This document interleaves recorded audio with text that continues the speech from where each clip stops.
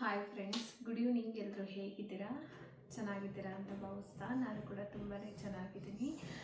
Friends, ಏನಂದರೆ ಇವತ್ತಿನ topic ಏನಂದರೆ ವ್ಲಾಗ್ ಅಂತ ಇಲ್ಲ. ಸೊ ನನಗಿದೊಂದು ಕ್ವಶನ್ ಆಗಿದೆ. ಪ್ರಾಣಿಗಳಿಗೆ ಜೀವ ಇರಲ್ವಾ?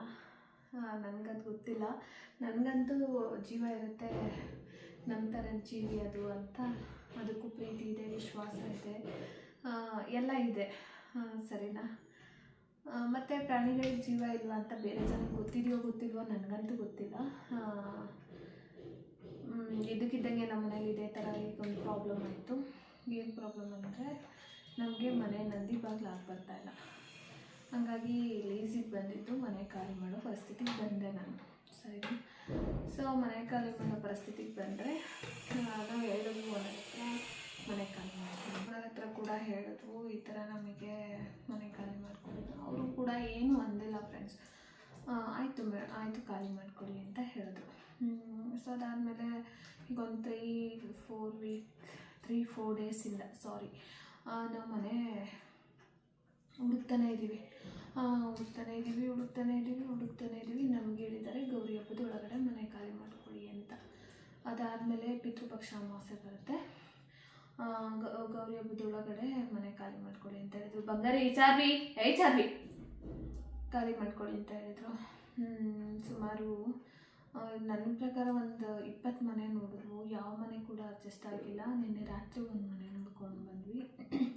10,000 ರೆಂಟು, 1 ಲ್ಯಾಕ್ ಅಡ್ವಾನ್ಸ್ ಇತ್ತು.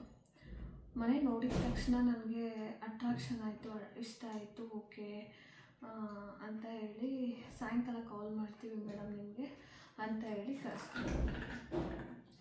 ಸರಿ, ಸಾಯಂಕಾಲ ಅವ್ರು ಮಾಡಲಿಲ್ಲ, ನಾನೇ ಮಾಡಿದೆ. ಅವ್ರು ನನಗೊಂದು ಮಾತಾಡಿದ್ರು. ಓಕೆ ಎಲ್ಲದಕ್ಕೂ ಒಪ್ಕೊಂಡ್ರು.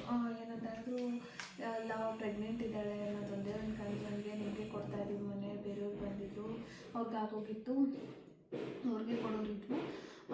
ಇಲ್ಲ ಇವಳು ತುಂಬ ಪ್ರೆಗ್ನೆಂಟ್ ಇದ್ದಾಳೆ, ಆಸೆ ಬಿದ್ದಿದ್ದಾಳೆ ಮನೆ ಅಂತ ಇವಳಿಗೆ ಕೊಡ್ತಾರೆ. ನಾವು ಸ್ಟಾರ್ಟಿಂಗಲ್ಲಿ ನಮ್ಮ ಹತ್ರ ಪೆಟ್ಟಿದೆ ಅಂತ ಹೇಳಿರಲಿಲ್ಲ. ಅದಾದಮೇಲೆ ನಮ್ಮ ಹತ್ರ ಸೀಸು ಪಪ್ಪಿ ಇದೆ, ಪೆಟ್ಟಿದೆ ಅಂತ ಹೇಳಿದ್ರು.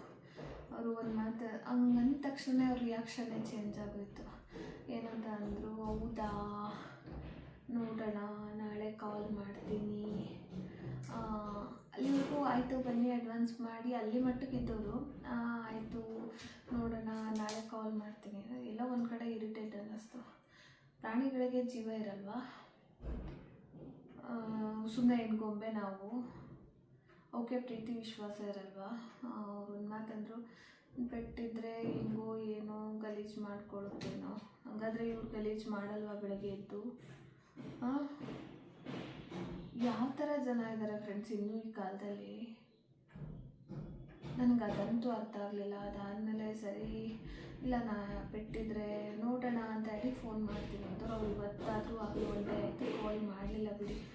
ಅಂದರೆ ಪ್ರಾಣಿಗಳಿಗೆ ಜೀವ ಇಲ್ಲ ಅಂತನಾ? ಏನು ಅಂತಲೇ ನನಗೆ ಅದು ಅರ್ಥನೇ ಆಗಲಿಲ್ಲ ಫ್ರೆಂಡ್ಸ್. ಅದಾದಮೇಲೆ ನನಗೆ ಯಾಕೋ ತುಂಬ ಬೇಜಾರು ಅನ್ನಿಸ್ತು. ಬೇಡ ಆಯಿತು, ಅವ್ರು ಅಷ್ಟೆಲ್ಲ ಮಾತಾಡಿದ ಮೇಲೆ ಬೇಡ. ನೆಕ್ಸ್ಟ್ ನಾಳೆ ದಿವಸ ನಾನು ರಿಕ್ವೆಸ್ಟ್ ಮಾಡಿ ಹೋದ್ರೂ ನಾಳೆ ದಿವಸ ತೊಂದರೆ ಅದೇ ಆಗುತ್ತೆ. ನಾಳೆ ಸಫರ್ ಬಿಡೋದಕ್ಕಿಂತ ಇವನ್ 4 ತಿಂಗಳಿದ್ದು ಈ ಥರ ಬರ್ತಾಯಿಲ್ಲ ಅಂತ ಖಾಲಿ ಮಾಡ್ತಾಯಿದ್ದೀವಿ. ಅಲ್ಲೋಗಿ 3 ತಿಂಗಳಿಗೆ ಇವರು ರಾಮಾಯಣ ತೆಗೆದ್ರೆ ಮತ್ತೆ ಖಾಲಿ ಮಾಡೋಕ್ಕಾಗಲ್ಲ.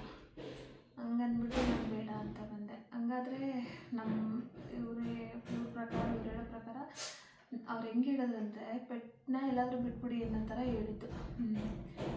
ನಾವು ಜೀವ ಕೊಟ್ಟು ಮಗುಗಿಂತ ಹೆಚ್ಚಿಗೆ ಪ್ರೀತಿ ಕೊಟ್ಟು ಅದನ್ನು ಸಾಕೊಂಡಿದ್ದೀವಿ. ನನ್ನ ಮಗನಿಗೆ ನಾವು ಎಷ್ಟು ಪ್ರೀತಿ ಕೊಡ್ತೀವೋ ನಮ್ಮ ಚಾರ್ವಿಗೆ ನಾವು ಅಷ್ಟೇ ಪ್ರೀತಿ ಕೊಟ್ಟಿದ್ದೀವಿ. ಇವ್ರು ಮನೆ ಕೊಡ್ತಾರೆ ಅಂದ್ಬಿಟ್ಟು ನಾವು ನಾಯಿ ತಗೊಂಡೋಗಿ ಬೀದಿಲಿ ಬಿಡೋಕ್ಕಾಗತ್ತಾ? ಪ್ರೀತಿ ಕೊಟ್ಟು ಸಾಕಿರೋ ನಾಯಿನ ಬೀದಿಲಿ ಬಿಟ್ಬಿಡೋಕ್ಕಾಗತ್ತಾ ಅಂತ ನನಗೊಂದು ಕ್ವಶನ್ ಆಗಿ ಉಳಿತು. ಆಮೇಲೆ ಸರಿ ಆಯಿತು, ಇನ್ನೊಂದು ಕಡೆ ಯಾರೋ ಫೋನ್ ಮಾಡಿದರು. ಅವರು ಡಬಲ್ ಬೆಡ್ರೂಮ್ ಹೌಸು, ಓಕೆ ದೊಡ್ಡ ನಾಯಿ ಆದರೆ ಬೇಡ ಅಂತ ಅಂದರು. ಸರಿ ಆ ಮನೆ ನೋಡ್ಕೊಂಡು ಮನೆಯೂ ಓಕೆ ಆಯಿತು. 10,000 ರೆಂಟು. ದೊಡ್ಡ ನಾಯಿ ಆದರೆ ಬೇಡ, ಚಿಕ್ಕ ನಾಯಿ ಆದರೆ ಇಟ್ಕೊಳ್ಳಿ, ನೋ ಇಶ್ಯೂ. ನಿಮ್ಮ ಮನೆ ಒಳಗಡೆನೇ ಇಟ್ಕೋಬೇಕು, ಮನೆಯಿಂದ ಆಚೆ ಬಿಡೋಂಗಿಲ್ಲ ಅಂತಂದರು. ನನಗೆ ಒಂದೇ ಅರ್ಥ ಆಗಿಲ್ಲ, ಇವರೆಲ್ಲ ಬೆಳಗ್ಗೆ ಎದ್ದು ಆಚೆ ಓಡಾಡಲ್ವಾ?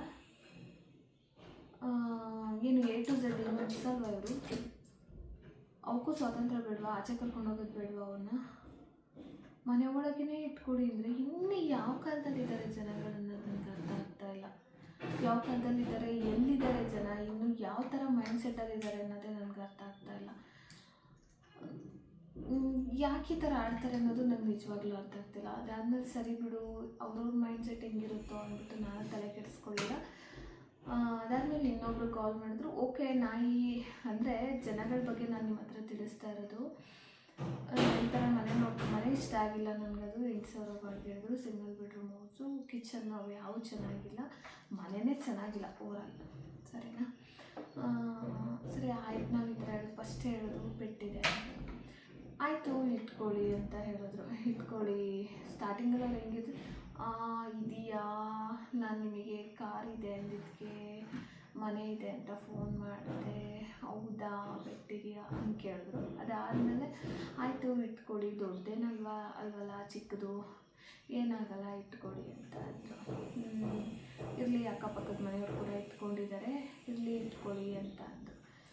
ಸ್ಟಾರ್ಟಿಂಗೇ ಅದೇ ರೀತಿ ಹೇಳ್ಬಿಟ್ಟಿದ್ರೆ ಅದೊಂಥರ ಬೇಜಾರಾಗ್ತಿರ್ಲಿಲ್ಲ ಅಂತ ಅನಿಸುತ್ತೆ ನನ್ನ ಪ್ರಕಾರ. ಅವ್ರು ಹಂಗೆ ಹೇಳಿದ್ಮೇಲೆ ನನಗೆಲ್ಲ ಒಂದು ಕಡೆ ಇರಿಟೇಟ್ ಅನ್ನಿಸ್ತು. ಜನ ಎಷ್ಟು ಚೀಪ್ ಮೆಂಟಾಲಿಟಿ ಇದ್ದಾರೆ ಅಂದರೆ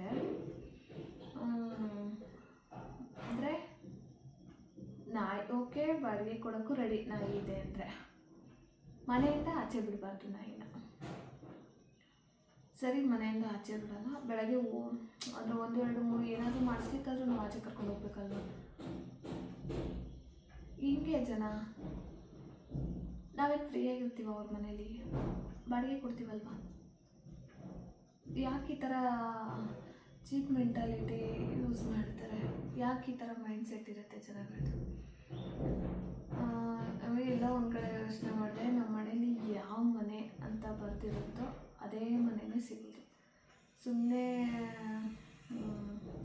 ಇದೆಲ್ಲ ಸರಿ ಹೋಗಲ್ಲ ಅಂತ ಹೇಳಿ ಬಿಟ್ಬಿಟ್ಟೆ ನಾನು. ರಾತ್ರಿ ಅವ್ರು ಫೋನ್ ಮಾಡಿದಾಗಿಂದ ಮೈಂಡ್ ಬ್ಲಾಕ್ ಆಗೋಯ್ತು ನನಗೆ. ಇಷ್ಟೊಂದು ಕೀಳಾಗಿ ಅವ್ನು ಕೋಟಿ ಕೊಟ್ಟು ಮನೆ ಕಟ್ಸಿರ್ಬೋದು, ಅದು ಕೋಟಿ ಆಗೋಯ್ತು 2 ಕೋಟಿ ಆಗೋಯ್ತು, ಅದೊಂದು ಪರ್ಸ್ನಲ್. ನಮಗೇನಾದರೂ ನೀವು ಫ್ರೀಯಾಗಿರಿ ಅಂತ ಮನೆ ಕೊಡ್ತಾನೆ? ಬಾಡಿಗೆ ಏನು ಬೇಡ, ಫ್ರೀಯಾಗಿರಿ ಇರಿ ಅಂತ ಹೇಳ್ತಾರೆ? ಏನಿಲ್ಲ ತಾನೆ. ತಿಂಗಳು ಬಾಡಿಗೆ ಕೊಟ್ಟಿಲ್ಲ ಅಂದ್ರೆ ಮನೆ ಬಾಗಿಲು ತಟ್ಟಿ ಕೇಳ್ತಾರೆ. ಸರಿನಾ? ಸೊ ನೀರು ಬಿಲ್ ಕಟ್ಟಿಲ್ಲ ಅಂದರೆ ಏನಾದರೂ ಸುಮ್ಮನೆ ಇರ್ತಾರೆ? ನೀರು ಬಿಲ್ ಫಸ್ಟ್ ಕೊಡಿ ಅಂತಾರೆ. ಕರೆಂಟ್ ಬಿಲ್ ಕಟ್ಟಿಲ್ಲ ಅಂದರೆ ಏನಕ್ಕೂ ಸುಮ್ಮನೆ ಇರಲ್ಲ. ಅಂದಮೇಲೆ ಈಗ ನಾವು ಬಾಡಿಗೆಗೆ ಮನೆಗೆ ಹೋದ್ಮೇಲೆ ಅದು ನಮ್ಮದೇ ಮನೆ ಆಗಿರುತ್ತೆ. ಸರಿನಾ? ನಾವು ಏನಾದರೂ ಸಾಕೋಬೋದಲ್ವ, ನಮ್ಮ ಪರ್ಸ್ನಲ್ ಅಲ್ವಾ? ಈಗ ಅವರಿಗೆ ನಾಯಿ ಇಷ್ಟ ಇಲ್ಲ ಅಂದರೆ ನಮಗೂ ಇಷ್ಟ ಇಲ್ಲ ಅಂತನಾ? ಅವರಿಗೆ ಅದನ್ನು ಅಂಟಿಸ್ಕೊಳ್ಳೋಕೆ ಇಷ್ಟ ಇಲ್ಲ ಅಂತ ಅಂದಾಗ ನಾವು ಅದನ್ನ ಇಟ್ಕೋಬಾರ್ದು ಹತ್ರ? ಯಾವ ಥರ ಜನ ಇದ್ದಾರೆ ಇನ್ನು ಈ ಕಾಲದಲ್ಲಿ? ನನಗೆ ನಿಜವಾಗ್ಲೂ ಅದು ಅರ್ಥನೇ ಆಗ್ತಾ ಇಲ್ಲ. ಒಂದು ಕಡೆ ನಮ್ಮ ಚಾರ್ವಿ ಬಗಳೋಳಲ್ಲ, ನಾವು ಅದನ್ನು ಹೇಳಿದ್ವಿ. ನಮ್ಮದು ಸಣ್ಣ ಪಪ್ಪಿ ಇರೋದು, 5 months ಬೇಬಿ, ಅದು ಇನ್ನು ಚಿಕ್ಕ ಮರಿ. ಅದಕ್ಕೆ ಬಗಳೋದು ಗೊತ್ತಿಲ್ಲ, ಕಿಚ್ಚೋದು ಗೊತ್ತಿಲ್ಲ. ಅಂದರೆ ತುಂಬ ಪ್ರೀತಿಯಿಂದ ಇಟ್ಕೊಂಡಿರೋದು ನಾವು, ಒಂದು ಮಗು ಥರ ಸಾಕೊಂಡಿರೋದು. ಅದು ಅಷ್ಟೇ ನಮ್ಮೊಂದು ಪೇರೆಂಟ್ಸ್ ಥರನೇ ನೋಡ್ತಾ ಇರ್ತೀವಿ. ಅದಕ್ಕೆ ಬೇರೆ ಏನೂ ಗೊತ್ತಿಲ್ಲ ಪ್ರಪಂಚ, ನಾವೇ ಎಲ್ಲ, ನನ್ನ ಹಸ್ಬೆಂಡೇ ಎಲ್ಲ ಅಂತ. ಅಷ್ಟು ಹೇಳಿದ್ಮೇಲೂ ಜನ ಯಾವ ಥರ ಮೈಂಡ್ಸೆಟ್ಟಿಂದ ಥಿಂಕ್ ಮಾಡ್ತಾರೆ ಅಂತ ನೋಡಿ. ನನಗೆಲ್ಲೋ ಒಂದು ಕಡೆ ಅನ್ನಿಸ್ತು, ಇನ್ನೂ ಜನ ಒಂಥರ ಯಾವ ಥರ ಜನ ಇದ್ದಾರೆ, ನಾನು ಅನ್ನೋ ಜನನೇ ಜಾಸ್ತಿ ಇರೋದು ಅನಿಸುತ್ತೆ, ಸ್ವಾರ್ಥಿಗಳೇ ಜಾಸ್ತಿ ಇರೋದು ಅಂತ ಅನಿಸುತ್ತೆ. ಅದು ಯಾವ ವರ್ಡಲ್ಲಿ ಹೇಳಬೇಕು ನನಗೆ ಅರ್ಥ ಆಗ್ತಾ ಇಲ್ಲ. ಅಂದರೆ ನಾವು, ನಾನು, ನನ್ನ ಮನೆ ಅಷ್ಟೇ. ಇನ್ನು ನೆಕ್ಸ್ಟು ಕಾಂಪೌಂಡ್ಗಳಿಗೊಂದು ಆ ಥರ ಮನುಷ್ಯರಲ್ಲ. ಹೆಂಗೆ ಅಂದರೆ ಕಾಂಪೌಂಡ್ಗಳಿಗೆ ಒಂದು ಪ್ರಾಣಿ ಪಕ್ಷಿನ ಬಿಟ್ಕೊಳ್ಳಲ್ಲ ಅನಿಸುತ್ತೆ. ಸತ್ತಾಗೆಲ್ಲ ಇವ್ರ ಮಕ್ಕಳು ಫ್ಯಾಮಿಲಿಗಳೆಲ್ಲ ಎತ್ಕೊಂಡು ಹೋಗ್ತಾರ.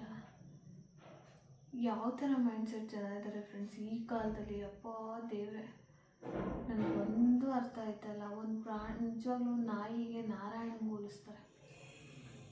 ನಾಯಿನ ನಾರಾಯಣಂಗೆ ಹೋಲಿಸ್ತಾರೆ. ಅದನ್ನು ದೇವರು ಅಂತ ಪೂಜಿಸೋರಿದ್ದಾರೆ. ಭಕ್ತಿಯಿಂದ ಬೆಳೆದಿದ್ದದ್ರ ಮುಖ ನೋಡ್ತಾರೆ, ಕೆಟ್ಟ ದೃಷ್ಟಿ ಬೀಳಲ್ಲ ಮನೆ ಮೇಲೆ ಅಂತ ಸಾಕೊತಾರೆ. ದೇವರಿಗಿಂತ ಒಂದು ಸ್ಥಾನ ಜಾಸ್ತಿ ಕೊಟ್ಟಿದ್ರಂತೆ ಆ ಕಾಲದಲ್ಲಿ. ಆಮೇಲೆ ಈಗ ಒಂದು ಮಗುಗಿಂತ ಒಂದು ಒಳ್ಳೆ ಸ್ಥಾನ ಕೊಟ್ಟಿದ್ದಾರೆ ಮನೆಗಳಲ್ಲಿ. ಹಂಗಿರ್ಬೇಕಾದ್ರೆ ಈ ಕಾಲದಲ್ಲಿ ಇನ್ನೂ ಈ ಥರ ಮೆಂಟಾಲಿಟಿ ಜನ ಇದ್ದಾರೆ ಅಂದರೆ ನಂಬೇಕಾ ನಾವು? ಯಪ್ಪ, ಸ್ವಾರ್ಥಿ ಜನಗಳೇ ಜಾಸ್ತಿ ಇದ್ದಾರೆ ಅಲ್ವಾ. ಬಟ್ ಇನ್ನೊಂದಂತೂ ಡಿಸೈಡ್ ಆಗಿದ್ದೀವಿ ಫ್ರೆಂಡ್ಸ್, ನನ್ನ ಹಸ್ಬೆಂಡು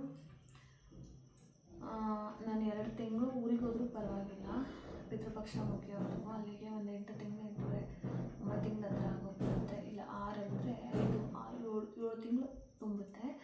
2 ತಿಂಗಳು ಆದರೂ ಪರವಾಗಿಲ್ಲ. ಚಾರ್ವಿ ಅಂತೂ ಬೀದಿಗೆ ಬಿಡಲ್ಲ ನಾವು, ಸರಿನಾ? ಬೀದಿಗೂ ಬಿಡಲ್ಲ, ಯಾರ ಮನೆಗೂ ಬಿಡಲ್ಲ. ಅವಳು ನನಗೆ ಆಸೆ ಬಿದ್ದು ನಾನು ತೆಗೆಸ್ಕೊಂಡಿರೋದು, ಹಠ ಮಾಡಿ ಗಲಾಟೆ ಮಾಡಿ ಒಂಥರ ಮಾಡಿ ತೆಗೆಸ್ಕೊಂಡಿಲ್ಲ. ಅವಳು ನನ್ನ ಪ್ರೀತಿಯಿಂದನೇ ಸಾಕಿರೋದು. ನನ್ನ ಮಗಳ ಸ್ಥಾನ ಕೊಟ್ಟಿದ್ದೀನಿ. ನನ್ನ ಮಗನಿಗೆ ಏನು ಸ್ಥಾನ ಕೊಟ್ಟು ನೋಡ್ಕೊತೀನೋ ಅವಳಿಗೆ ಅದೇ ಸ್ಥಾನ ಕೊಟ್ಟಿದ್ದೀನಿ. ಅವಳದು ಚಿಕ್ಕ ತುಳಿದಿದ್ದೀನಿ, ಮುಖ ತುಳಿದಿದ್ದೀನಿ. ಅವಳಿಗೂ ಟೈಮ್ ಕರೆಕ್ಟಾಗಿ, ನನ್ನ ಮಗ ಇದ್ದಿದ್ರು ಅವನಿಗೆ 10 ನಿಮಿಷ 1 ಅವರ್ 2 ಅವರ್ ಲೇಟ್ ಮಾಡ್ತಿದ್ನೋ ಏನೋ ಗೊತ್ತಿಲ್ಲ. ಊಟಕ್ಕೆ ಇನ್ ಟೈಮು, ನನಗೆ ಹುಷಾರಿಲ್ಲ ಅಂದರೆ ಎತ್ತು ಅವಳಿಗೆ ಫುಡ್ ಪ್ರಿಪೇರ್ ಮಾಡಿ ಅವಳಿಗೆ ಹಾಕ್ಬಿಟ್ಟು ಮಲ್ಕೊತೀನಿ. ಅಂದರೆ ನನ್ನ ಮಗನಿಗೆ ಹೆಂಗೆ ಮಾಡಿ ನೋಡ್ಕೊತಿದ್ದೀನೋ ಅದೇ ರೀತಿ. ಊಟ ತಿಂದಿಲ್ಲ ಅಂದರೆ ಅವಳಿಗೆ ನೈಸ್ ಮಾಡಿ ಊಟ ತಿನ್ನಿಸ್ತೀನಿ. ಅಷ್ಟೆಲ್ಲ ಮಾಡಿ 5 ತಿಂಗಳಿಂದ ಸಾಕಿ ಯಾರಿಗೂ ಕೊಡೋಕ್ಕಂತೂ ನನಗೆ ಇಷ್ಟ ಇಲ್ಲ. ಈ ಕಡೆ ಬೀದಿಗೆ ಬಿಡೋಕ್ಕಂತೂ ಫಸ್ಟ್ ಆಫ್ ಆಲ್ ನನಗೆ ಇಷ್ಟನೂ ಇಲ್ಲ. ಅಂಥ ಚೀಪ್ ಮೆಂಟಾಲಿಟಿ ವ್ಯಕ್ತಿಗಳು ನಾವಿಬ್ಬರು ಅಲ್ಲ. ಸೊ ಹಾಗಿರೋದ್ರಿಂದ 2 ಮಂತ್ಸ್ ನಾನು ಊರಿಗೆ ಹೋದರೂ ಪರವಾಗಿಲ್ಲ. ಚಾರ್ವಿನ ಯಾರಿಗೂ ಕೊಡೋದು ಬೇಡ. ಒಂದು 2 ಮಂತ್ ಆಗಲಿ ಪರವಾಗಿಲ್ಲ, ಒಂದಲ್ಲ 100 ಮನೆ ನೋಡೋಣ. ಇಲ್ಲಿನ್ನೂ 3 ಮಂತ್ಸ್ ನಮಗೆ ಟೈಮ್ ಆಯ್ತಲ್ವ, ಹಾಗಾಗಿ ಒಂದಲ್ಲ 100 ಮನೆ ನೋಡೋಣ. 100 ಮನೆ ನೋಡಿ ಯಾವುದಾದ್ರೂ ಒಂದು ಮನೆ ಓಕೆ ಆಗುತ್ತೆ. ಯಾರಾದರೂ ನಮ್ಮ ಥರ ಮನುಷ್ಯತ್ವ ಇರೋರು ಯಾರಾದರೂ ಒಬ್ಬರಾದರೂ ಸಿಗ್ತಾರೆ. ಭಗವಂತ ಇದ್ದಾರೆ, ನಾವು ನಾಯಿ ಸಾಕಿಲ್ಲ, ನಾರಾಯಣ ಸ್ವಾಮಿ ಇಟ್ಕೊಂಡಿರೋದು ಮನೇಲಿ. ನಾರಾಯಣ ಸ್ವಾಮಿಗೆ ದಯ ತೋರಿಸ್ತಾರೆ. ಯಾರಾದರೂ ಒಬ್ಬರು ಓಕೆ ಇದ್ದರೂ ಇಲ್ಲಿ ಪರವಾಗಿಲ್ಲ ಅಂತ ಹೇಳ್ತಾರೆ. ಸೊ ಅದು ಆ ಮನೆಗೆ ಹೋಗೋಣ. ಕೊಟ್ಟಿಲ್ಲ ಅಂತ ಸುಳ್ಳು ಹೇಳಿ ಹೋಗಿ ಆಮೇಲೆ ಅವಳು ಯಾರ ಹತ್ರನೂ ಇರೋಲ್ಲ ಫ್ರೆಂಡ್ಸ್. ನನ್ನ ಪ್ರಕಾರ ಯಾರ ಹತ್ರನೂ ಸೆಟ್ ಆಗಲ್ಲ. ಒಂದು ದಿವಸ ನಾನು ಕಂಡಿಲ್ಲ ಅಂದರೆ ಮಂಕಾಗ್ತಾರೆ. ಸೊ ಹಾಗಾಗಿ ಯಾರ ಹತ್ರನೂ ಬಿಡೋ ಅಷ್ಟು ನಮ್ಮ ಕೈಯಲ್ಲಿ ಧೈರ್ಯನೂ ಇಲ್ಲ. ಅಷ್ಟೊಂದು ಬಿಟ್ಟಿರೋಕ್ಕಾಗೋದಿಲ್ಲ. 5 ತಿಂಗಳು ಒಂದು ಮಗು ಸ್ಥಾನ ಕೊಟ್ಟಿದ್ದಾಳೆ ನಮಗೆ. ಅದರಿಂದ ಈ ಥರ ಅಂದ್ಕೊಂಡಿದ್ದೀವಿ. ಬಟ್ ಜನಗಳಿಗೆ ಹೇಳ್ತೀನಲ್ಲ, ಯಾವ ಥರ ಮೆಂಟಾಲಿಟಿ ಜನ ಇದೆ. ಬಟ್ ಈ ಥರ ಜನಗಳಿರೋವರೆಗೂ ಪ್ರಾಣಿ ಪಕ್ಷಿಗಳನ್ನ ಒಂದು ಉಳಿಸಲ್ಲ. ಬೀದಿ ನಾಯಿಗೂ ಒಂದು ತನ್ನ ಹಾಕ್ತಾರೋ ಹಾಕಲ್ವೋ ನನಗಂತೂ ಗೊತ್ತಿಲ್ಲ. ಆ ಥರ ಮೆಂಟಾಲಿಟಿ ಜನ ಇದ್ದಾರೆ ಫ್ರೆಂಡ್ಸ್. ಹಾಳಾಗೋಗ್ಲಿ ಬಿಟ್ಬಿಡಿ. ಯಾರು 1000 ಹೇಳಿದ್ರು ನಾನು ಬೀದಿಗೆ ಬಿಡಲ್ಲ. ಸಿಕ್ಕದೇ ಇದ್ರೂ ಪರವಾಗಿಲ್ಲ. ಇನ್ನೂ 2 ಅಲ್ಲ 3 ತಿಂಗಳು ಅವಳು ನನ್ನ ಮಗು ನಾವು ಕಾದು ಒಂದು ಒಳ್ಳೆ ಮನೆಗೆ ಹೋಗ್ತೀವಿ ಫ್ರೆಂಡ್ಸ್. ಇಷ್ಟೇ ಇವತ್ತಿನ ವ್ಲಾಗ್ ಅಂತಲೇ ಹೇಳ್ಬೋದು, ಇಲ್ಲ ಏನಾದರೂ ಅಂದ್ಕೊಳ್ಳಿ. ಇದನ್ನು ಇಲ್ಲಿಗೆ ಎಂಡ್ ಮಾಡ್ತೀನಿ. ಬಟ್ ಬೇರೆಯವ್ರಿಗೋಸ್ಕರ ಚಾರ್ವಿ ಅಂತೂ ಯಾರಿಗೂ ನಾನು ಕೊಡೋದು ಇಲ್ಲ, ಬಿಡೋದು ಇಲ್ಲ, ಇದಂತೂ ಪಕ್ಕ. ಅವಳಂತೆ ಜೀವನ ಇಟ್ಕೊಂಡಿದ್ದೀವಿ. ಬೆಳಗ್ಗೆ ಎದ್ದ ಮುಖ ನೋಡಿದ್ರೇ ನಮಗೆ ಸಮಾಧಾನ. ಸೊ ಹಾಗಾಗಿ ಈ ವ್ಲಾಗು ಇಲ್ಲಿಗೆ ಎಂಡ್ ಮಾಡ್ಕೊತೀನಿ ಫ್ರೆಂಡ್ಸ್. ಇದು ಸ್ವಾರ್ಥಿಗಳಿಗೆ ಮಾಡ್ತಾಯಿರೋ ವ್ಲಾಗ್ ಅಂತನಾದರೂ ಅಂದ್ಕೊಳ್ಳಿ. ನಾನಿಷ್ಟೊತ್ತು ಬ್ಯಾಡ್ ವರ್ಡಲ್ಲಿ ಏನಾದರೂ ಮಾತಾಡಿದರೆ ಅದು ಸ್ವಾರ್ಥಿಗಳಿಗಷ್ಟೇ ಅಂದಿರ್ತೀನಿ, ಎಲ್ಲರಿಗೂ ಅಂದಿರಲ್ಲ, ಎಲ್ಲರಿಗೂ ಅದು ಅನ್ವಯಿಸೋದು ಇಲ್ಲ. ಸೊ ಹಾಗಾಗಿ ಇವತ್ತಿನ ಈ ವ್ಲಾಗ್ನ ಇಲ್ಲಿಗೆ ಎಂಡ್ ಮಾಡ್ಕೊತೀನಿ. ನಾಳೆ ಹೊಸ ವ್ಲಾಗ್ ಜೊತೆ ಸಿಗ್ತೀನಿ, ಆಯಿತಾ? Take care, bye. ಪ್ಲೀಸ್ ಯಾರೆಲ್ಲ ಚಾನಲ್ನ ಸಬ್ಸ್ಕ್ರೈಬ್ ಮಾಡಿಲ್ಲ ಮಾಡ್ಕೊಳ್ಳಿ, ಆಯಿತಾ? ನಿಮ್ಮ ಫ್ರೆಂಡ್ಸ್ ಆ್ಯಂಡ್ ಫ್ಯಾಮಿಲಿಗೆ ಕೂಡ ಶೇರ್ ಮಾಡಿ. ಸಿಗ್ತೀನಿ ಹೊಸ ವ್ಲಾಗ್ ಜೊತೆ, ಹೊಸ ಇನ್ಫಾರ್ಮೇಷನ್ ಜೊತೆ, ಒಳ್ಳೊಳ್ಳೆ ಕಂಟೆಂಟ್ ಜೊತೆ ಸಿಗ್ತೀನಿ. ಅಲ್ಲಿವರೆಗೂ ಟೇಕ್ ಕೇರ್, ಬಾಯ್.